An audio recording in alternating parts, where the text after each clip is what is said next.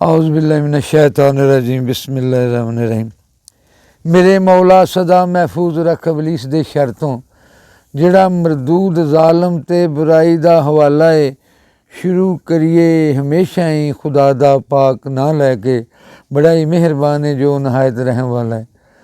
मेरे प्यारे प्यारे सज्जनों बेलियो पंजाबी नाल प्यार करने वाले हो, जिस दुनिया के भी हिस्से चो मेरे वालों सब नूं खलूस भरिया सलाम। काफ़ी दिनों तो बाद फिर हाज़र होया। एक दो गल्लां करनियां सन। कुछ ना एक मुंडा ओहदा नां काला उर्फ सादे ने महबूब आलम। महबूब आलम गुजर मुंडा महबूब आलम ते उर्फ काला। वो परसों आया सी मेरे को सऊदी अरब हुंदा किते ना कादरिया सराजा मेरे को पढ़दा रहा। वो बड़ी मेहरबानी आया तो वो नाल एक तारक मुंडा सी बत्ती वाला। उन्होंने बड़ी सोहनी तनकीद की है भी काला पै के कदी कदी ना तेज़ तुसीं पढ़ जाते हो, सानू समझ नहीं आती। तो मैं कोशिश कराँगा जिहड़ी भी कोई गल सुनावां आस्ता सुनावां। एक मियाँ तारक हुंदे सन, लाहौर बूट हाउस सी इत्थे, अजकल सुधार तो ना जुत्तियां दी दुकान है।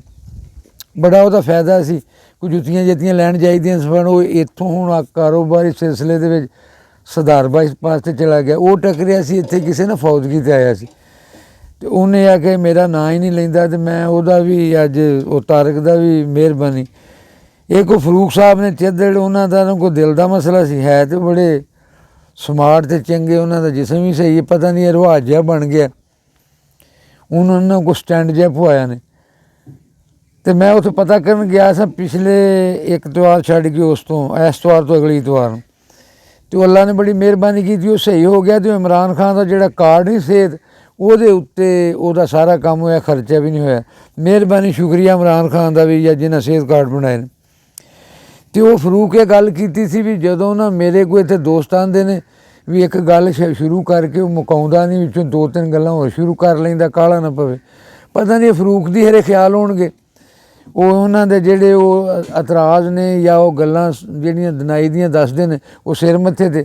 ਅਸੀਂ ਕੋਸ਼ਿਸ਼ ਕਰਾਂਗੇ ਵੀ ਜਿਹੜੀ ਵੀ ਗੱਲ ਕਰੀਏ ਉਹ ਆਰਾਮ ਨਾਲ ਕਰੀਏ, ਤਹਮਲ ਨਾਲ ਕਰੀਏ।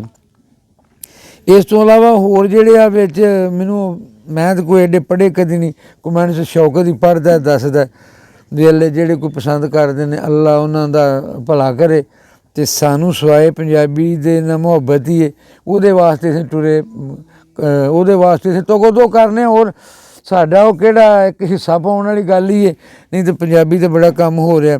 ਸਾਡੇ ਜਿਹੜੇ ਸਰਦਾਰ ਭਰਾ ਨੂੰ ਬੜਾ ਕੰਮ ਕਰ ਰਹੇ ਨੇ।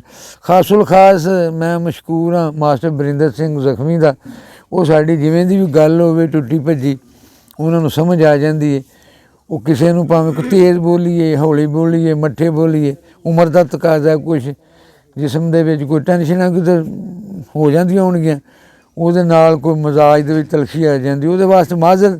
ਅਤੇ ਮਾਸਟਰ ਬਰਿੰਦਰ ਸਿੰਘ ਜ਼ਖਮੀ ਦਾ ਫਿਰ ਇੱਕ ਵਾਰੀ ਮੈਂ ਸ਼ੁਕਰੀਆ ਅਦਾ ਕਰਨਾ ਵੀ ਜਿਹੜੇ ਮੈਨੂੰ ਨਾ ਮੇਰੀ ਹਰ ਗੱਲ ਜਿਹੜੀ ਨਾ ਪਸੰਦ ਕਰਦੇ ਨੇ। ਇੱਕ ਮੈਂ ਲਾਲ ਸ਼ਾਹ ਦਾ ਸ਼ੁਕਰੀਆ ਅਦਾ ਕਰਨਾ, ਉਹ ਇਹ ਦੱਸਦੇ ਸਨ ਵੀ ਸਾਡਾ ਕੋਈ ਜਿਹੜੇ ਆ ਵੀਡੀਓ ਚਾੜ੍ਹਦੇ ਨਾ ਉਹਨਾਂ ਦਾ ਕੋਈ ਸ਼ਡਿਊਲ ਹੈ, ਕੋਈ 9 ਮਿੰਟ ਤੋਂ ਜਦੋਂ ਉੱਤੇ ਗੱਲ ਚਲੀ ਜਾਂਦੀ ਉਹ ਕੋਈ ਉਹ ਨਾ ਆਪਣੇ ਹਿਸਾਬ ਕਿਤਾਬ ਵੀ ਨਹੀਂ ਆਉਂਦੀ। ਅਤੇ ਮੈਂ ਉਹਦੀ ਆਖਰ 'ਤੇ ਹੁਣ ਮੇਰੇ ਕੋਲ ਮੋਬਾਇਲ ਮੈਂ ਵੇਖਿਆ ਇਹ ਅਸੀਂ ਨਾ ਕੋਈ 4-5 ਮਿੰਟ ਗੱਲ ਹੋ ਗਈ। ਅਤੇ ਉਹ ਇਹ ਦੱਸਦਾ ਸੀ ਵੀ ਥੋੜ੍ਹੀ ਕੀਤੀ, ਛੇਤੀ ਮੁਕਾਈ।